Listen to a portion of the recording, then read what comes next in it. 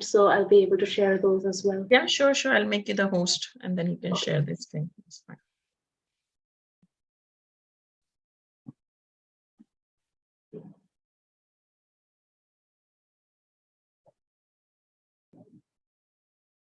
Right, Mataji, if you can share now. Okay.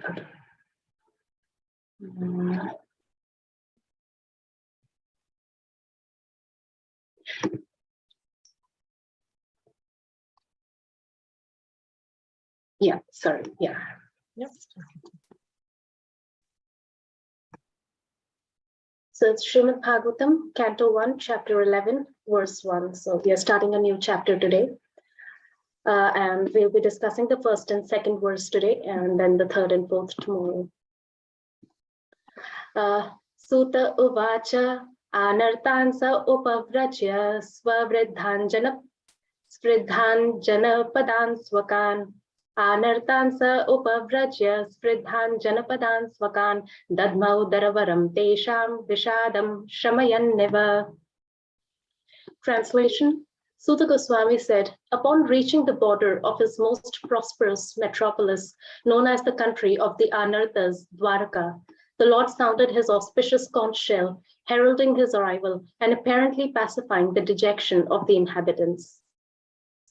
Purport, Srila Prabhupada writes, the beloved Lord was away from his own prosperous metropolis of Dwaraka for a considerably long period because of the Battle of Kurukshetra, and thus all the inhabitants were overcome with melancholia due to the separation. When the Lord descends to the earth, his eternal associates also come with him, just as the entourage of a king accompanies him.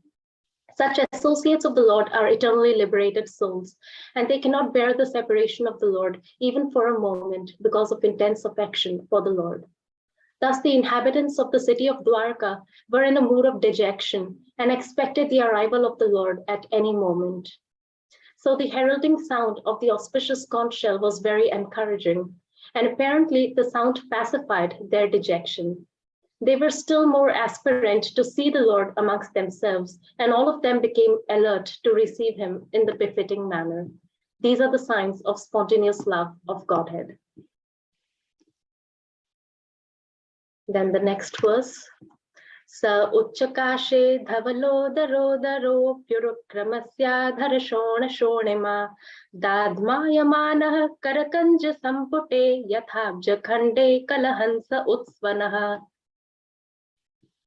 Translation. The white and fat bowled conch shell, being gripped by the hand of Lord Krishna and sounded by him, appeared to be reddened by the touch of his transcendental lips. It seemed that a white swan was playing in the stems of red lotus flowers. Purport. The redness of the white conch shell due to the lip touch of the Lord is a symbol of spiritual significance. The Lord is all spirit, and matter is ignorance of this spiritual existence. Factually, there is nothing like matter in spiritual enlightenment, and this spiritual enlightenment takes place at once by the contact of the Supreme Lord, Sri Krishna. The Lord is present in every particle of all existence, and he can manifest his presence in anyone. By ardent love and devotional service to the Lord, or in other words, by spiritual contact with the Lord, everything becomes spiritually reddened like the conch shell in the grip of the Lord.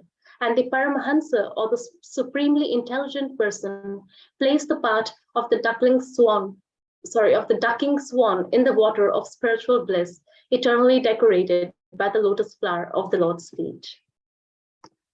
So just reading the translations once more. Sutta Goswami said, upon reaching the border of his most prosperous metropolis, known as the country of Anarthas, Dwaraka, the Lord sounded his auspicious conch shell, heralding his arrival and apparently pacifying the dejection of the inhabitants. The white and fat bowled conch shell, being gripped by the hand of Lord Krishna and sounded by him, appeared to be reddened by the touch of his transcendental lips. It seemed that a white swan was playing in the stems of red lotus flowers. Om Agyantimirandhasya Gyananjanashalakaya Chakshurunmilitam Yena Tasmai Shri Gurave Namaha Nama Om Vishnupadaya Krishna Prishthaya Bhutale Srimate Bhakti Vedanta Swami Namne Namaste Saraswati Deve Gauravani Pracharine Nirvishesha Shunya Bhadi Pashyati Deshatarine Vancha Kalpatarubhyascha Kripa Sindhubhya Evacha Patitanam Pavanebhyo Vaishnavebhyo Namo Namaha Jai Shri Krishna Chaitanya Prabhu Nityananda Shri Advaita Gadadhara Srivasadi Gaura Bhakta Vrinda Hare Krishna Krishna Krishna Hare Hare Hare Rama Rama Rama Hare Hare. So stop sharing this and switch to my slides that I prepared for this. Okay.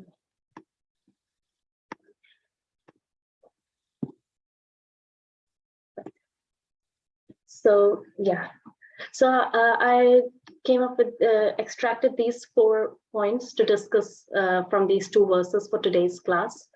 The first is Lord Krishna's auspicious conch shell, then the transcendental bliss of separation and reunion, then the mysteries of matter and spirit, and finally the Paramhansa playing, as Srila Prabhupada writes here, the part of the ducking swan in the water of spiritual bliss. So firstly, turning to Lord Krishna's auspicious conch shell, we see here this really beautiful description of how before seeing Krishna personally, what the residents of Vrindavan experienced Krishna as is in the form of his conch shell. Krishna sounds his conch shell, that heralds his arrival, and that signals to all the residents of Dwarka that yes, their beloved Lord has finally come back. And there's this really beautiful analogy given in the 2nd verse of this chapter, that the white and fat bold conch shell, when it's gripped by the hands of Lord Krishna and sounded by him, it appeared to be reddened by the touch of his transcendental lips. So the conch shell is white, and Krishna's lips, they infuse a reddish hue in that conch shell, and it seemed that a white swan was playing in the stems of red lotus flowers.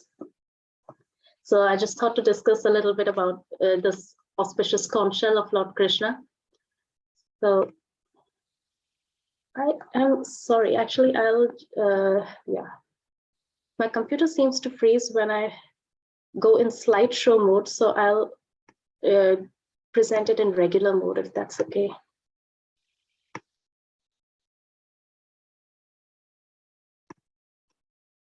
Yeah.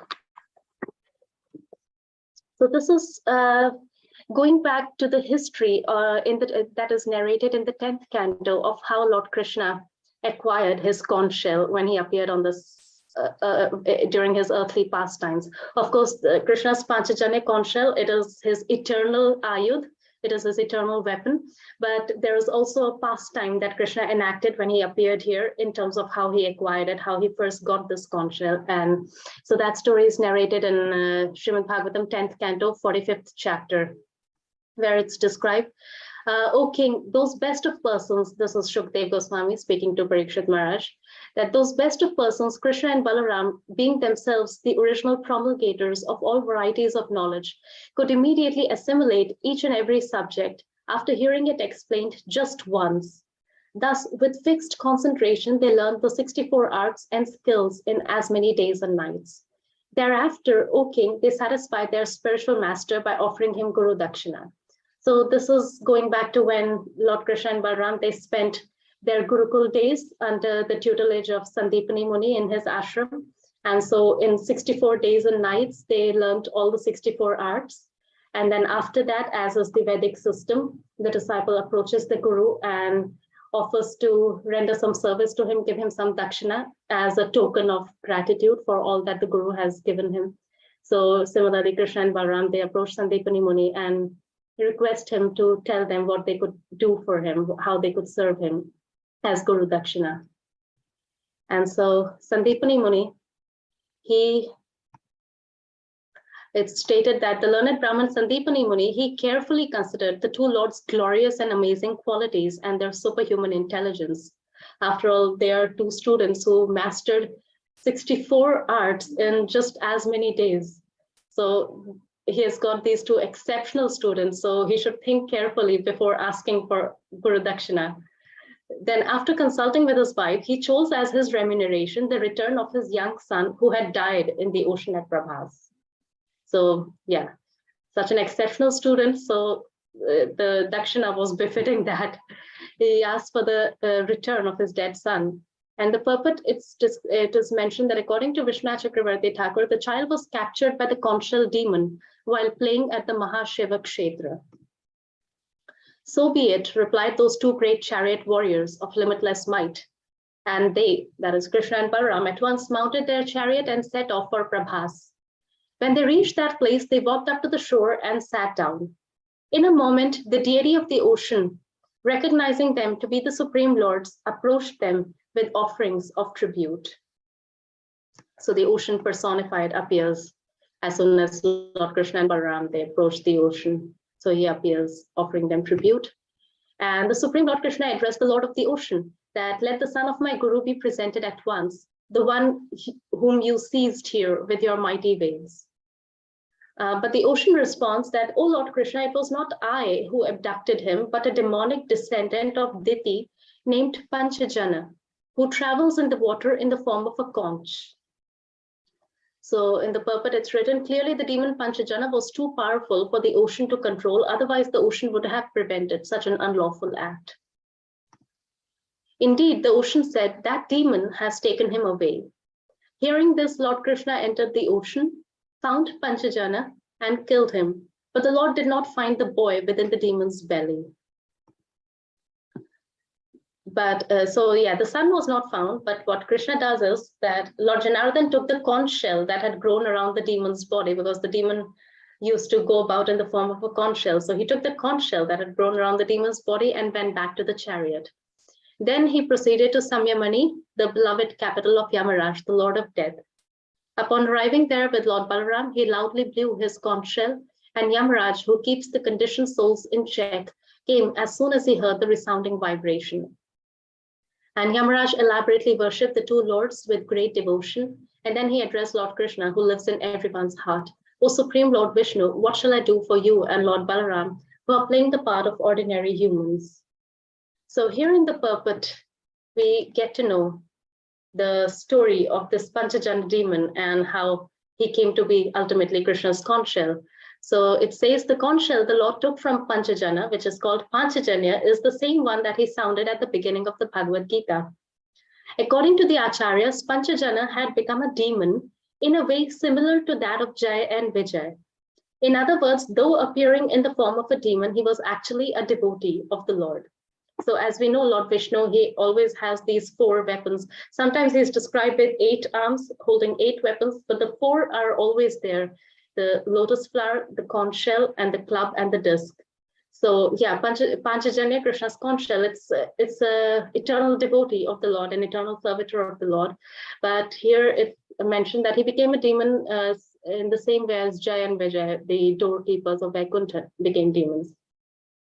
So here it says in the purport that according to the Acharyas, I did not manage to find the exact reference in this regard, like which specific Acharya and mention in which specific text, but I did find the description of the pastime in His Holiness Shivram Maharaj's Krishna Sangati, chapter 2.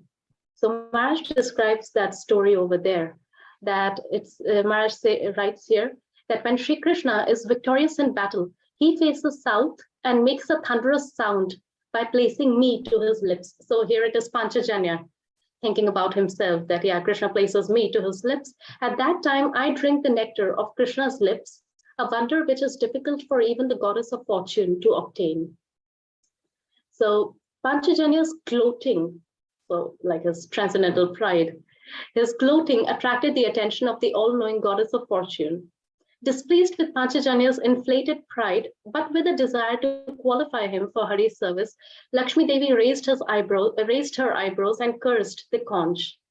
Pride has robbed you of your divine qualities. Since pride is the quality of a demon, may you become a demon and forfeit your place in the hand of Govinda. Thus, Panchajanya lived in the ocean for the term of Lakshmi's curse.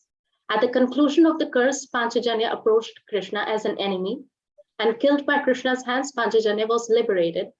And as did other enemies killed personally by Krishna, he merged into Krishna's body. But unlike most enemies, however, Panchajanya later came out from Krishna's form to resume his constitutional position as Krishna's conch shell. So yeah, that is his constitutional position, and he resumes that after this pastime of Krishna killing the conch demon Panchajanya. Humbled and purified, Panchajanya now resides in Krishna's hand. When he drinks the nectar of Krishna's lips, he no longer attributes such fortune to his own greatness, but to the grace of Lakshmi Devi. He is fortunate indeed. So this is Krishna Sangati, Shivram Swami, chapter 2, separation from Krishna. So this is the history of Panchajanya and how Krishna acquired that conch shell, how he fell from the spiritual world, and then how Krishna took him back. And then looking back at that same purport in the 10th canto, it's further elaborated that when Krishna blows the conch shell outside Yamaraja's residence, the Skanda Puran Avanti Khand describes the wonderful things that happened when Lord Krishna sounded his conch shell. The hell known as Asipatra Vana lost the sharp sword-like leaves on its trees, and the hell named Raurava became free of its Ruru beasts. The Bhairava hell lost its fearfulness, and all cooking stopped in the Kumbhipaka hell. The Skanda Puran further states their sinful reactions eradicated, all the inhabitants of hell attained liberation and approached the spiritual world. So yeah, as we are often told, whenever Krishna does something, he apparently performs one activity, but he accomplishes multiple goals. So here, Krishna apparently he's out on a mission to execute his guru's orders of rescuing and returning back his dead son. But in the meantime, Krishna is accomplishing so many other things. So firstly, he takes back his eternal servant Panchajanya, who had been in the form of a demon for so long. And then he goes to Yamaraj, and there he blows his conch shell and eradicates the sinful reactions of all the inhabitants of hell that were there at that time. And they all attain liberation and approach the spiritual world. And then, of course, the story goes on of how Krishna then asks Yamaraj to return the dead son, and Yamaraj does so, and Krishna brings the boy back to Sandipani Muni, as promised. So yeah, this is the story of Panchajanya. And as Prabhupada mentions in the purport over there, that yeah, it's the same one that is mentioned in the Bhagavad Gita, those famous verses in the first chapter. Tata Shwetar Hayar Yukte Mahati Sandane Sthitau Madhava Pandavaschaiva Divyau Shankho Pradadmataho. On the other side, both Lord Krishna and Arjuna, stationed on a great chariot drawn by white horses, sounded their transcendental conch shells. And in the purport, Prabhupada specifies the significance of their conch shells, that in contrast with the conch shell blown by Bhishma Dev, the conch shells in the hands of Krishna and Arjuna are described as transcendental. The sounding of the transcendental conch shells indicated that there was no hope of victory for the other side, because Krishna was on the side of the Pandavas. Jayastu Pandu Putranam Yesham Pakshe Janardanaha. Victory is always with persons like the sons of Pandu, because Lord Krishna is associated with them. And whenever and wherever the Lord is present, the goddess of fortune is also there, because the goddess of fortune never lives alone without her husband. Therefore, victory and fortune were awaiting Arjuna, as indicated by the transcendental sound produced by the conch shell of Vishnu or Lord Krishna. So that is why it specifies Divya Shankha, transcendental conch shell, Divya conch shell. And then the next verse, even more famous, Panchajanyam Hrishikesho Devadattam Dhananjayaha, Paundram Dadmau Mahashankam Himakarma Vrikodaraha. Lord Krishna blew his conch shell called Panchajanya, Arjuna blew the Devadatta, and Bhima, the voracious eater and performer of Herculean tasks, blew his terrific conch shell called Pondra. And in the purport, Prabhupada again mentions the significance of the conch shells, that so the particular types of conch shell blown by the different personalities on the side of the Pandavas, beginning with the lords, were all very encouraging to the fighting soldiers. On the other side, there were no such credits, nor the presence of Lord Krishna, the supreme director, nor that of the goddess of fortune. So they were predestined to lose the battle. And that was the message announced by the sounds of the conch shells. So even before the battle had even started, just by the blowing of the conch shells, it was already indicated, it was already clear which side was going to be victorious. And yeah, as we discussed earlier. So the conch shell, it forms part of Lord Vishnu's eternal four weapons that he holds in his hands always, as Prabhupada mentions here in his purport 4720. Generally, in the four hands of Vishnu, there are a wheel, club, conch shell, and lotus flower. These four symbols are seen in the four hands of Vishnu in different arrangements. So the order or sequence in which he holds these four symbols, they vary, and that signifies which particular form of Vishnu is it. Like, is it Narayan, or is it Madhusudan, or Rishikesh?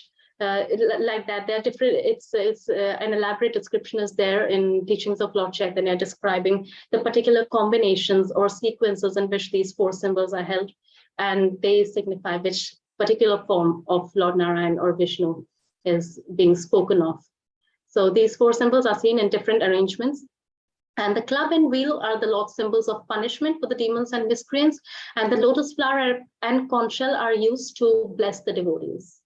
So as Krishna says, his dual mission, paritranaya sadhunam and vinashaya cha dushkritam. So the club and the wheel, the Kaumodaki club and the Sudarshan chakra, the wheel, they symbolize the vinashaya cha dushkritam part, and the lotus flower and conch shell, that's the paritranaya sadhunam part, the protection and blessings extended to devotees. But then, of course, Prabhupada also clarifies this in another purport, that actually all of the Lord's arms are auspicious, whether they are holding conch shells and flowers or clubs and discs. So because Krishna is absolute, so there is no distinction that, oh, these are for punishment and these are for reward. They are all, or for blessing, because Krishna is all good. So anything he does actually acts as a benediction for the recipient. So the demons, as Prabhupada writes here, the demons killed by Lord Vishnu's chakra disc and club are elevated to the spiritual world, just like the devotees who are protected by the hands holding the lotus flower and conch shell. However, there still remains a distinction that the demons who are elevated to the spiritual world are situated in the impersonal Brahman effulgence, whereas the devotees are allowed to enter into the Vaikuntha planets. Those who are devotees of Lord Krishna are immediately elevated to the Goloka Vrindavan planet. So yes, of course, there will remain this distinction based on the kind of the nature of relationship and the degree of surrender of an individual. But yes, whatever Krishna does, it acts as a benediction. So yeah, those who are killed by his disc and club, they are also promoted to a much, much higher level. I mean, that is, the Brahman effulgence is the position that is sought after by yogis and jnanis after like lifetimes and lifetimes of tapasya. So that elevated goal is given to the demons just like that, just by being killed by Krishna. And the devotees, yeah, they attain the benediction of personal association with the Lord in one of the Vaikuntha planets. So I just thought to conclude this with this really beautiful prayer to Panchajanya. This is from the Narayan Kavach Shield that is described in the 8th chapter of 6th canto. There say one of the verses in that Narayan Kavach is Tvam yatudhana pramatha preta matri pishacha vipra graha ghora drishtin darendra vidravaya krishna purito bhima svanore hridayani kampayan. O best of conch shells, O Panchajanya, in the hands of the Lord, you are always filled with the breath of Lord Krishna. Therefore you create a fearful sound vibration that causes trembling in the hearts of enemies like the Rakshasas, Pramatha ghosts, Pretas, Matas, Pishachas, and Brahman ghosts with fearful eyes. So the Narayan Kavach is an entire prayer dedicated to evoking the Lord's protection from different forms of the Lord and different weapons of the Lord. And so this verse is specifically a prayer to the Lord's Panchajanya, that he's always filled with Krishna's breath. And therefore he creates a fearful sound that dispels all these evil forces like the demons and ghosts, vampires, pishachas, etc. Yeah. So moving on to our second topic for today, which is transcendental bliss of separation and reunion. So the Dwarkavasis, as we heard, they had been undergoing separation from the Lord for a very long time, and now finally there is the moment of reunion. The Lord has finally returned. And so this is a recurring theme in our Bhakti Shastras. There we always hear of this dual dealings of the Lord. There's union, then there's separation, then there's reunion. And each of these phases serve to further intensify the transcendental bliss of the devotees. So reunion, of course, it is very obviously, very apparently, extremely blissful, and separation, apparently it looks very painful and heart-wrenching, heartbreaking, but then we are told by our acharyas and by the Shastra that actually that is also a very, very intense form of bliss. So it's as Chaitanya Mahaprabhu says, Anandam Buddhi Vardhanam. It's an ever-increasing ocean of bliss. The reunion, after a period of separation, the reunion it increases the bliss many-fold. And then after reunion, after a spell of association, when then again there is separation, then that separation, it again intensifies remembrance of Krishna and thereby intensifies the transcendental bliss that devotees feel due to separation from the Lord. So, and in fact, that is why this is often used by the Lord as a tool to increase even a sadhaka's intensity and sincerity towards devotional service. And we see that in an example from Narad Muni in the first canto 1.6.19, where when Narad Muni, after his mother dies, and he, as a 5-year-old child, he sets off on a journey on his own, thinking of the instructions of the Parivrajakacharyas. And he sits on the bank of a river and starts to meditate on the Lord. And after a period of meditation, he actually has darshan of the Lord. And that fills him with such extreme transcendental bliss. But just after a short time, that form vanishes from his vision. And then he's making repeated attempts to bring back that vision of the Lord, but he fails to do so. So here he describes that I desire to see again that transcendental form of the Lord. But despite my attempts to concentrate upon the heart with eagerness to view the form again, I could not see him anymore. And thus dissatisfied, I was very much aggrieved. So this is separation. Yeah, he's feeling very aggrieved, very pained by this. Then it goes on, seeing my attempts in that lonely place, the personality of Godhead, who is transcendental to all mundane description, spoke to me with gravity and pleasing words, just to mitigate my grief. Purport, the Lord was very much pleased with Narad Muni, and therefore the necessary strength was invested in him so that he could hear the Lord. It is not, however, possible for others to perceive directly the touch of the Lord during the probationary stage of regulative devotional service. It was a special gift for Narad. When he heard the pleasing words of the Lord, the feelings of separation were to some extent mitigated. A devotee in love with God feels always the pangs of separation and is therefore, apparently paradoxically, therefore is always enwrapped in transcendental ecstasy. So yeah, they are the pangs of separation, but it also results in transcendental ecstasy. Because in Krishna's case, there is no difference between Krishna himself and his name, form, qualities, and pastimes. So in the case of union, a devotee is associating with Krishna himself. And then in the phase of separation, the devotee is associating with his name, form, qualities, and pastimes, the remembrance of Krishna, which is actually non-different from Krishna. But the intensity is even more because there is separation. So in one sense, he's associating with the Lord even more intensely, and that brings about even greater feelings of ecstasy, transcendental ecstasy, even though apparently it is pain and suffering, pangs of separation, as it says here. So, and so the Lord's reply to Narad Muni is very significant here. He says, "O Narad, the Lord said, I regret that during this lifetime, you'll not be able to see me anymore. Those who are incomplete in service and who are not completely free from all material taints can hardly see me." Then the Lord mentions the reason why he did this. "O virtuous one, you have only seen my person. You have only once seen my person, and this is just to increase your desire for me. Because the more you hanker for me, the more you'll be freed from all material desires." So the Lord gave him this little glimpse and then vanished. And so now Narad Muni will be in a state of perpetual feelings of separation. And that will make him hanker so much for Krishna that he'll be freed from all material desires. So yeah, this is something Krishna often does with his devotees. We see the same in the example of Ajamil, where after Ajamil is rescued from the brink of death by the Vishnudutas, who rescue him from the Yamadutas, who were about to take his soul away to Yamaraj for punishment.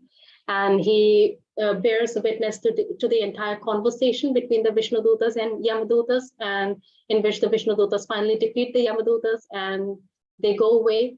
And then it says here, having been released from the nooses of Yamaraja's servants, the Brahmin Ajamil, now free from fear, came to his senses and immediately offered obeisances to the Vishnudutas by bowing his head at their lotus feet. He was extremely pleased by their presence, for he had seen them save his life from the hands of the servants of Yamaraj. And then it says, O sinless Maharaj Parikshit, the auto carriers of the Supreme Personality of the Supreme Personality of Godhead, the Vishnudutas, saw that Ajamil was attempting to say something. He was about to start interacting with the Vishnudutas, and thus they suddenly disappeared from his presence.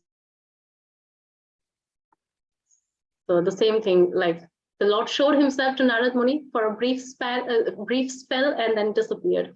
Here, Ajamil sees the Vishnudutas, but then as soon as he starts to speak to them, they disappear.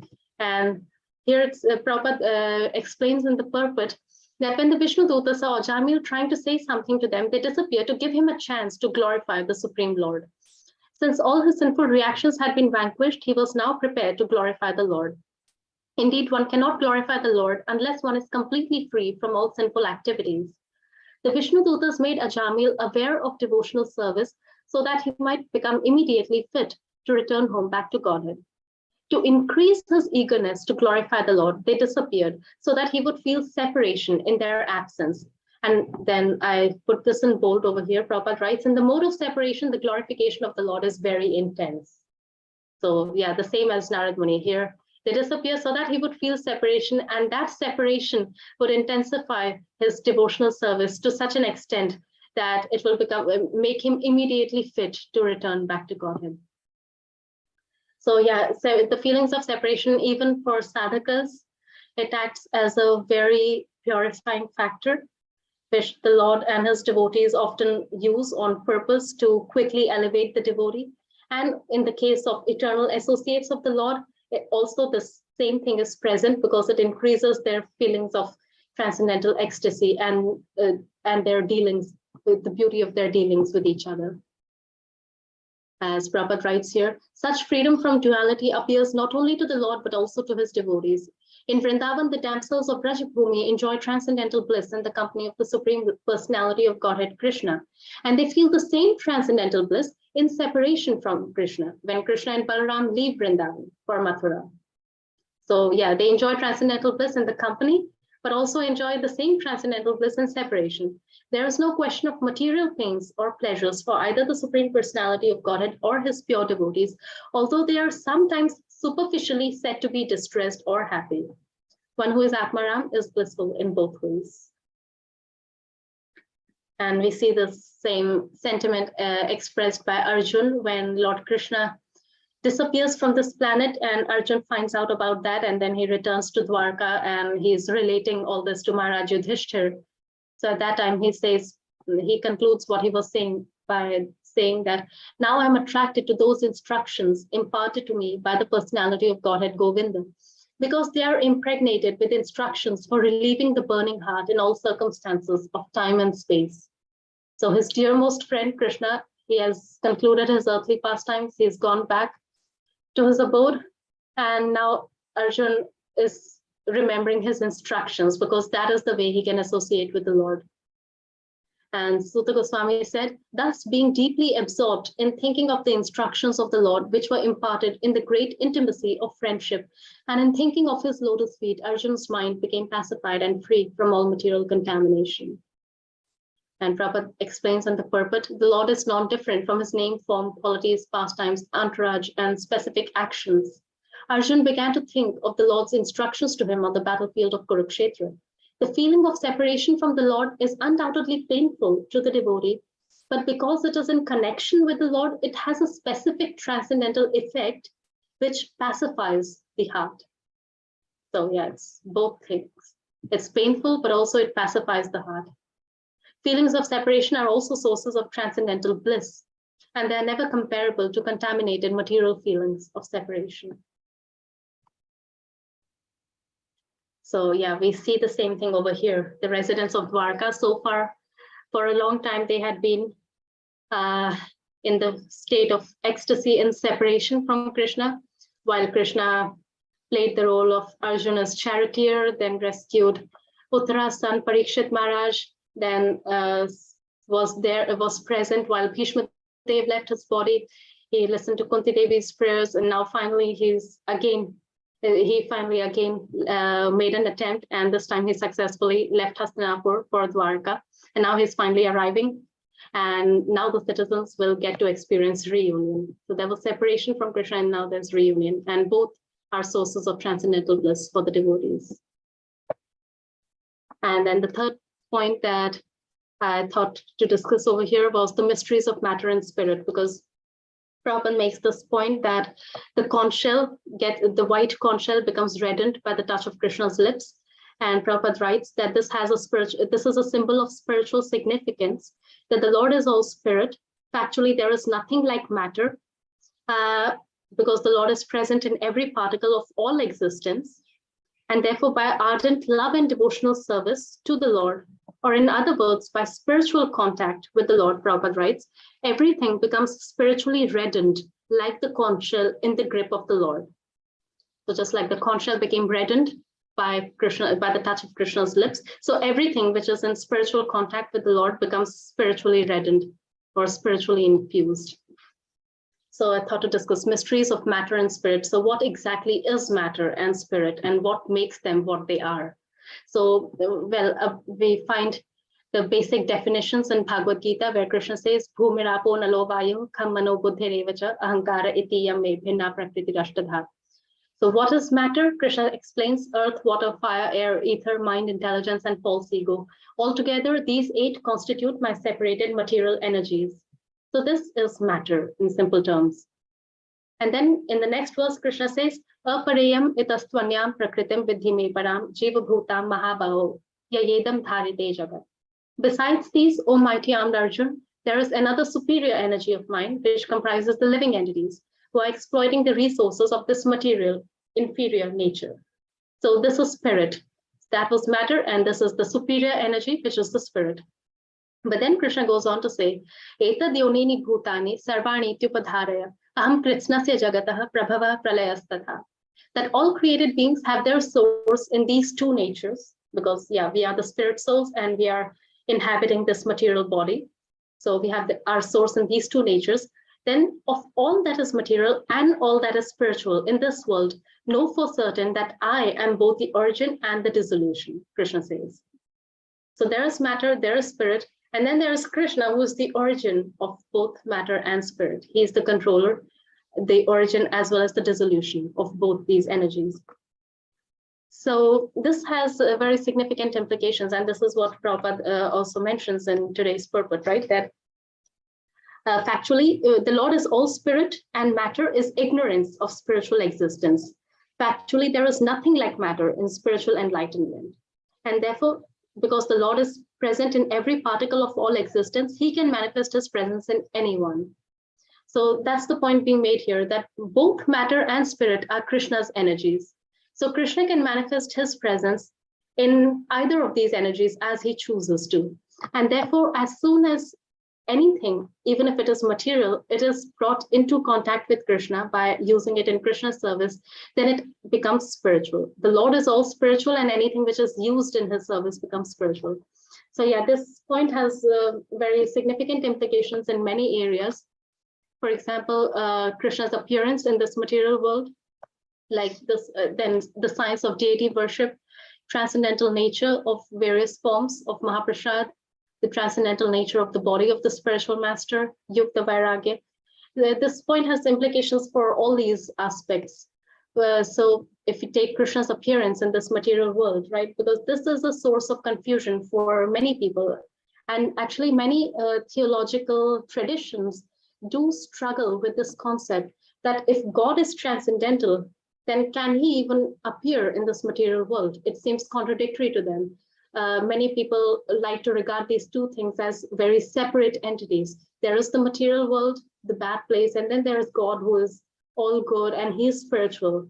And so God cannot possibly come to the material world, because in their understanding, that would diminish or degrade his position, and it's incompatible. But here we are given the complete understanding by the Bhagavatam that actually matter or spirit, both are Krishna's energies, and he's free to use them in whatever way he likes, and he's free to manifest himself in any form he likes. And that is what is the science of deity worship. Because the deity, apparently, it is made of, as Krishna says, those earth, water, fire, air, ether. The deity is also made of material elements. We have wooden deities, metal deities, deities of Panchadhatu, 5 elements.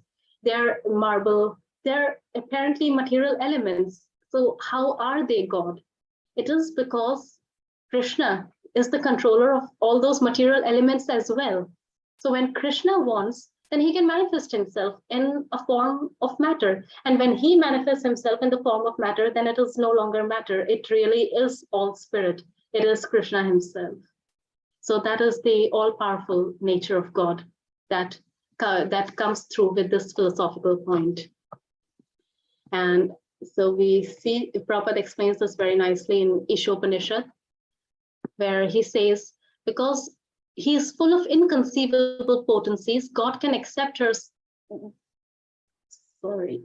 Yeah.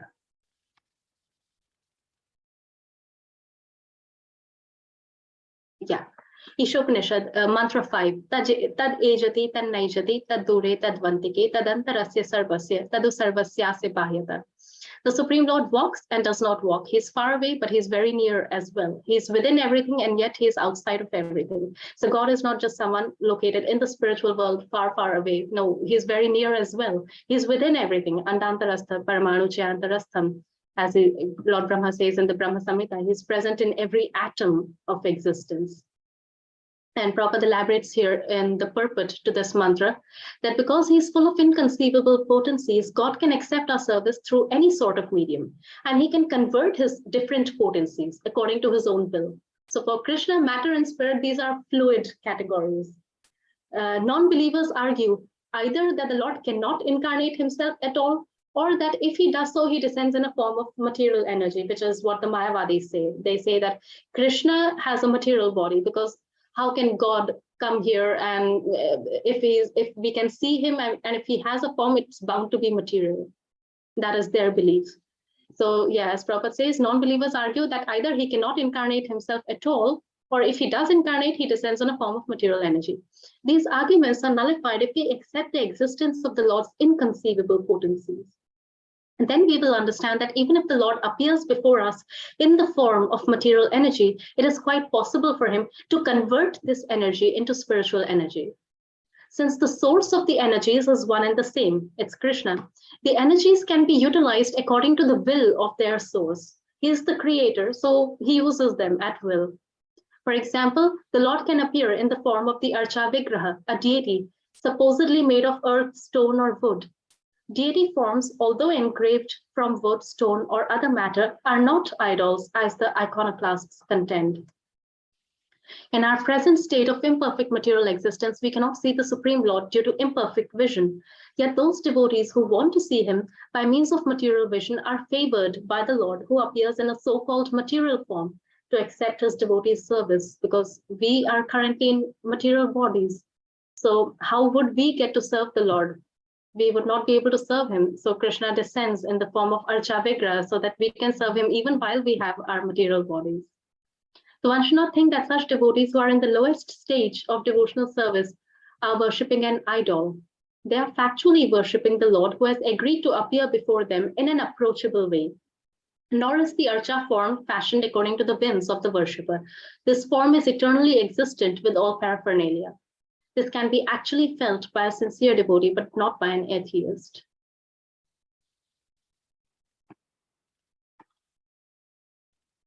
And then the famous example, when the child saint Prahlad Maharaj, Prabhupada writes, was in the presence of his atheist father, his father asked him, "Where is your God?" When Prahlad replied that God resides everywhere, the father angrily asked whether his God was within one of the pillars of the palace. And the child said yes. At once the atheist king shattered the pillar in front of him to pieces, and the Lord instantly appeared as Nrsimha, the half-man, half-lion incarnation, and killed the atheist king.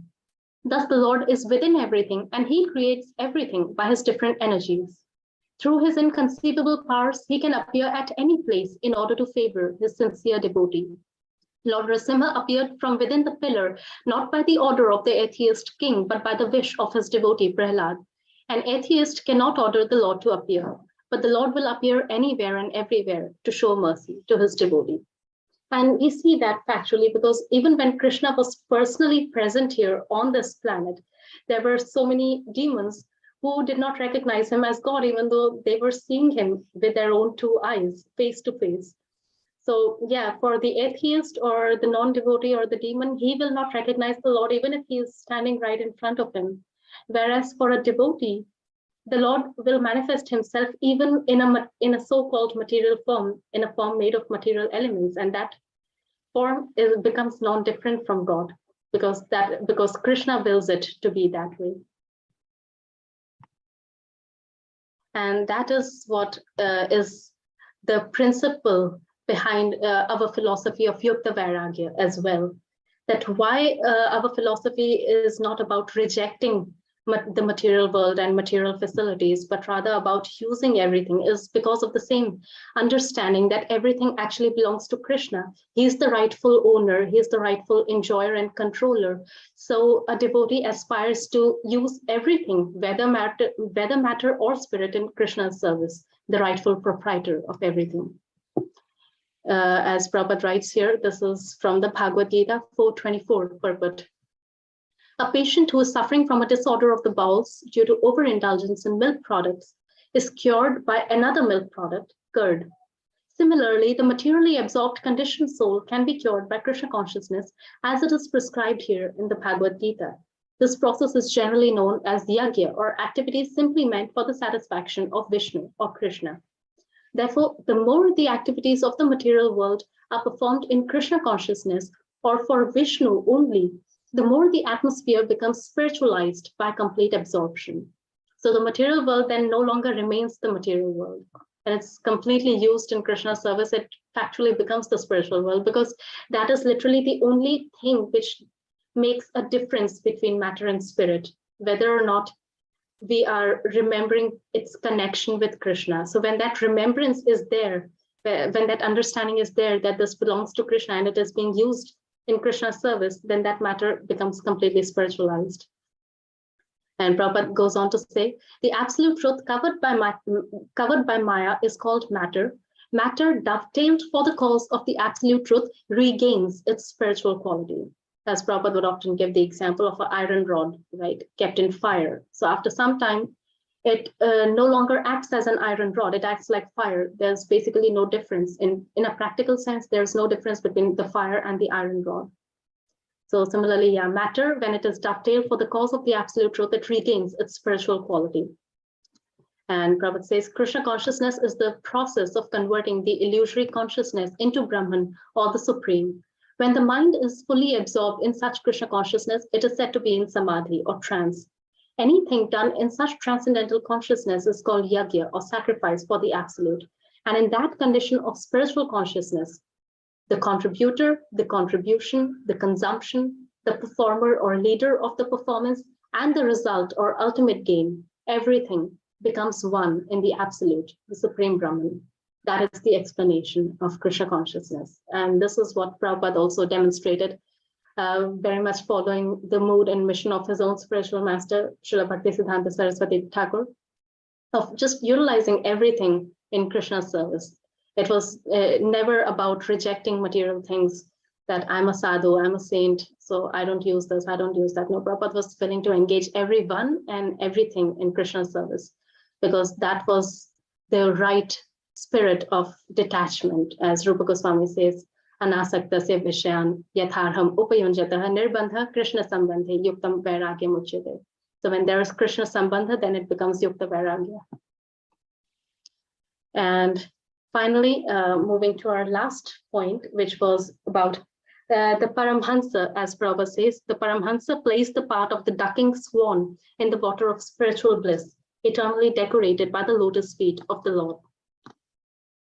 So yeah, this is basically an analogy which comes up in the Mukunda Mala Stotra, where I'm reading it from Srimad Bhagavatam 4:28, 15 purport, where Prabhupada quotes this verse from the Mukunda Mala Stotra, where King Pulshekhar, he prays that, my dear Krishna, please help me die immediately so that the swan of my mind may be encircled by the stem of your lotus feet. So yeah, this beautiful analogy.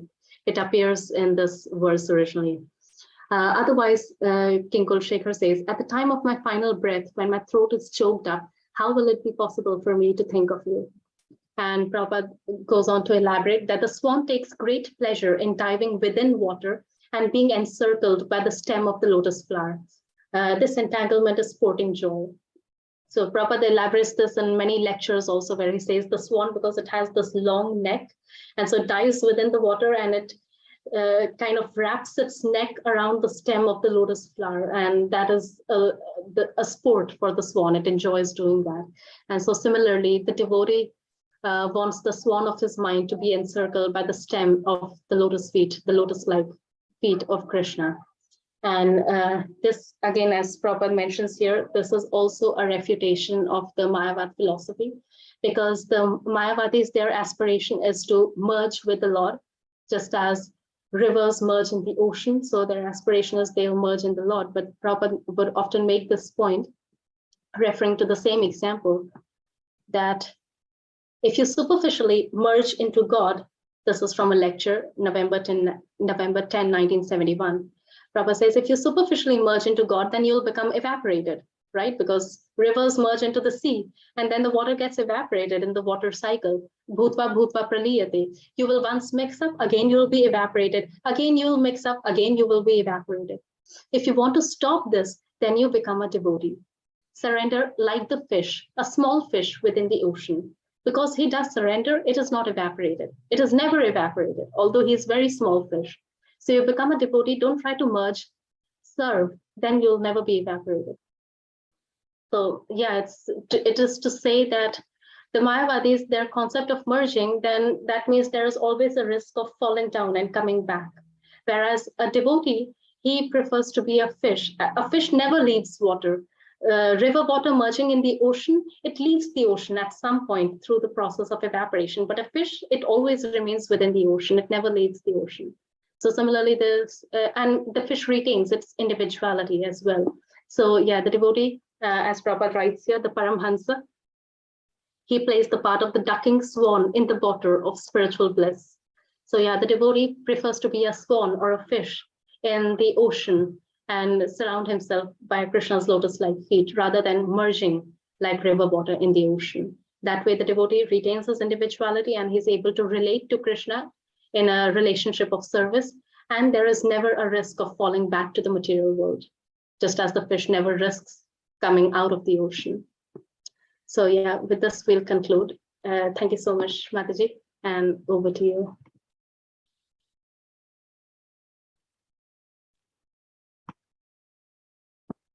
Hari Hari, oh my God, that was really wonderful, wonderful class. Thank you so much, Gopika Radhika Mataji. You covered many points, and I'm not qualified to even repeat or say anything about the class because it was just.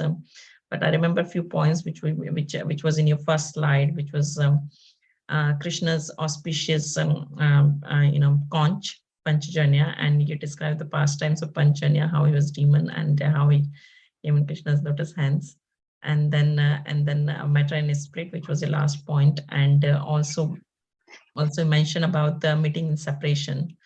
And so beautiful pastimes of Ajamila, Arjun, and Narad Muni, Parikshit Maharaj, sorry, not Parikshit, but Prahlad Maharaj.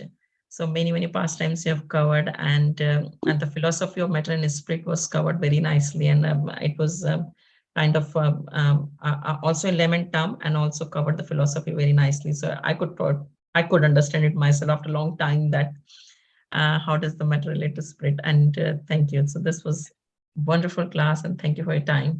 Devotees, devotees, please unmute yourself, ask questions, comments, realization, anything, and please keep your cameras on as well. It'd be nice to take a darshan.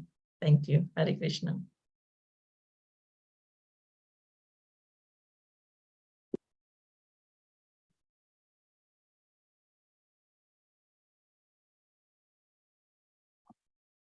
So while we're waiting, Gopika Radhika Mataji, about the separation,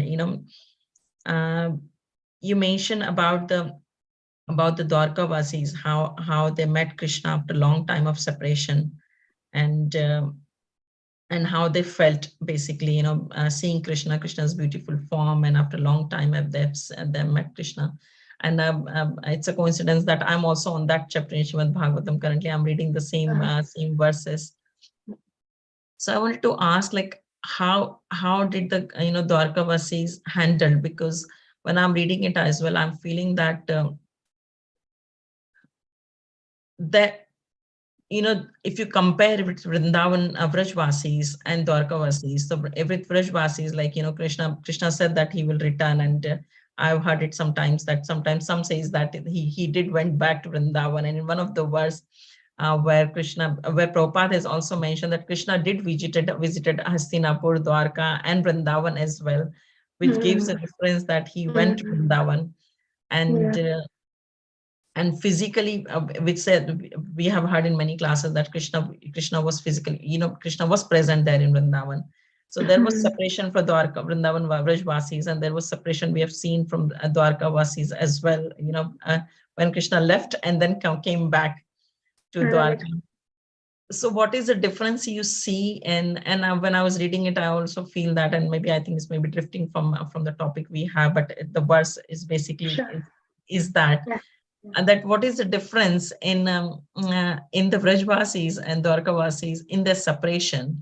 But there is a difference in Krishna's presence, because when Krishna returns back, he's been seen by the queens of Dwarka and the citizens of Dwarka.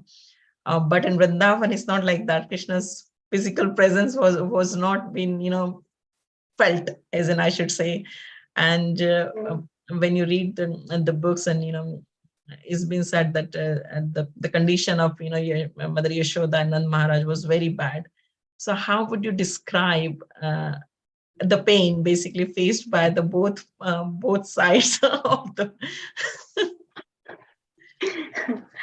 well, yeah, I guess, like you say, I mean, yeah, even I would not be qualified to comment with certainty about these things, because these are such elevated matters. We don't really have any first-hand access to these things. But yeah, just in terms of what we learn from our scriptures, basically everyone who encounters Krishna, even a chance encounter, like we see in Chaitanya Charitamrita, when Chaitanya Mahaprabhu he would travel through, he was traveling to South India, and people would just see him while he was passing through their village or town, and they would become so maddeningly attached to him that they would faint, and by the time they were in this state of unconsciousness, he would proceed further, otherwise no one would ever let him go.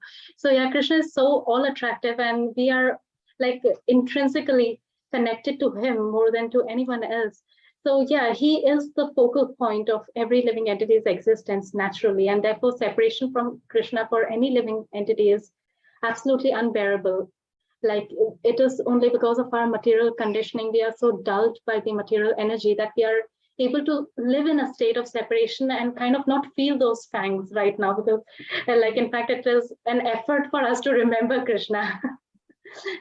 But otherwise, intrinsically, yeah, like Krishna is so close to every living entity. He's our dearmost friend. So yeah, separation from Krishna is impossible to tolerate for anyone. But then in terms of his eternal associates, then it is even more so.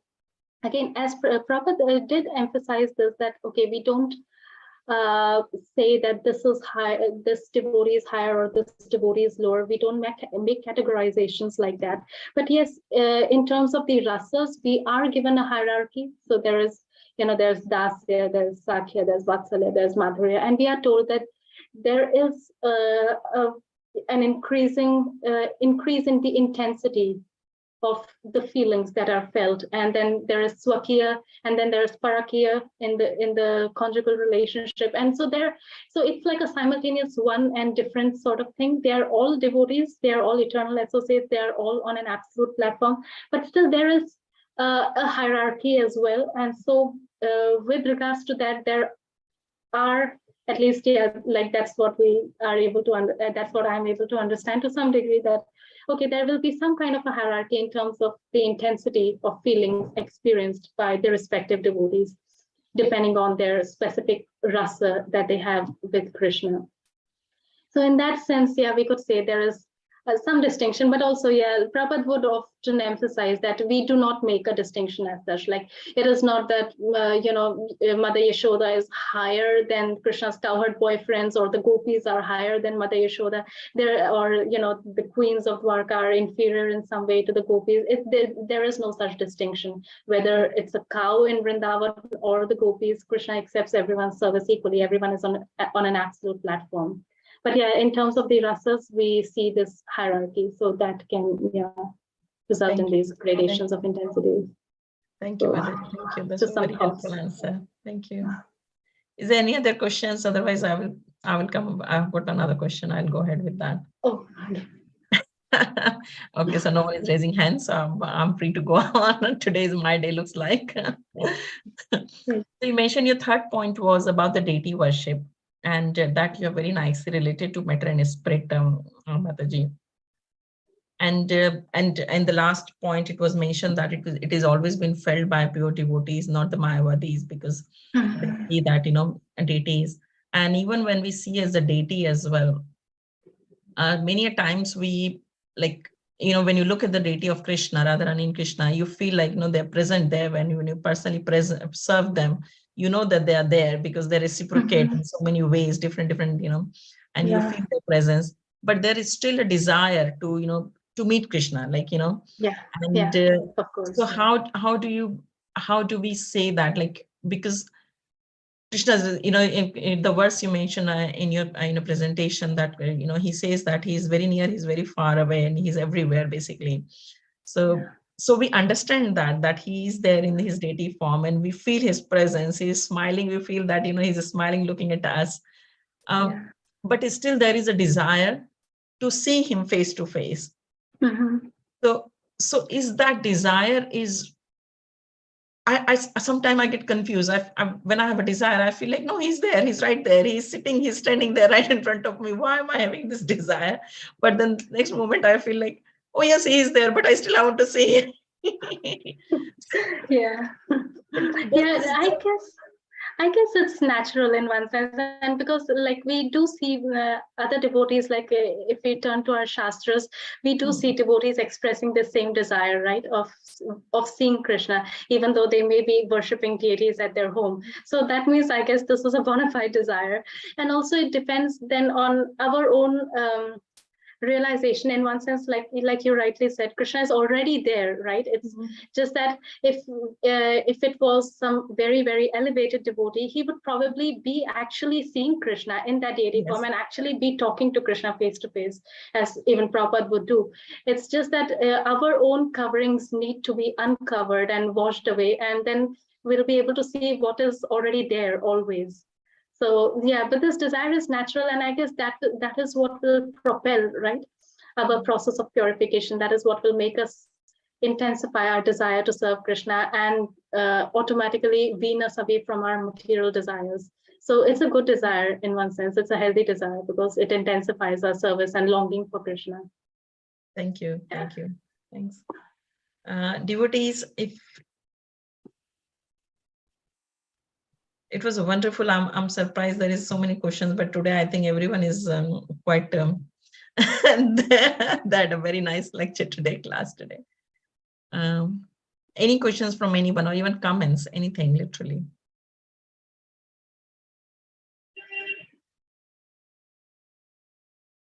So I guess there are no other questions. So maybe we can close the class, Mataji, and thank you again for such a wonderful class and giving us association, your time, your energy, and you have put so much effort in the presentation. It looks like you've gone through quite a few different scriptures to get us to the point where we can understand the topic very well. So thank you. I really appreciate it. I'm so grateful that I've attended your class today. I'm thankful to the Lord. Thank you, Mataji. Thank you for your kind words and encouragement. I am so thankful to Maharaj and to all of you for giving me this opportunity to serve. It's my good fortune. We look forward to having more of your classes because it is very helping, very, very helping. Thank you. Thank you so much, Mataji. Thank you so much for that. Panchakalpatarubhyascha kripa Bhakti-vedanta, Vaishnavebhyo namo namah. Jai Shri Prabhupada ki jai. Jai. Jai. Agnes Gopika Radhika Mataji ki jai. Bye. Amrita Bhakti-vedanta ki jai. Thank you.